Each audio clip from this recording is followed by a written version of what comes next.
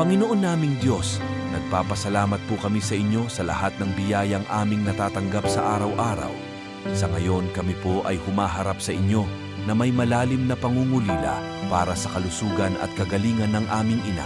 Alam po namin na siya ay labis naming mahal at sa bawat araw ng kanyang pag-aalala ay kami po ay nagiging mas lalong nasasaktan. Ipinahahayag po namin sa inyo ang aming mga damdamin ng pag-aalala at pagkabahala. Mahal naming Panginoon, humihiling po kami ng iyong kalakasan at kaharian para sa aming ina. Pangunahin po naway inyong pawiin ang lahat ng sakit at karamdaman na kanyang nararanasan. Ang inyong mga kamay na may kapangyarihan ay magsilbing instrumento ng kanyang paggaling. Gabayan ninyo po siya sa pamamagitan ng iyong Espiritu Santo upang mapanatili ang kanyang pag-asa at determinasyon. Palakasin ninyo rin po ang kanyang mga mangangalaga at mga doktor na kanilang maging kasangga sa proseso ng kanyang paggaling. Mahal naming Diyos, humihiling rin po kami na bigyan ninyo kami ng lakas na maging tapat.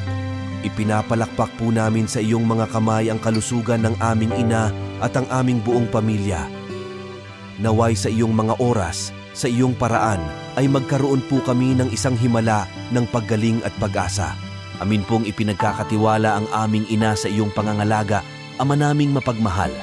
Sa iyong banal na pangalan kami po ay nagpapasalamat at nagdadasal. Amen.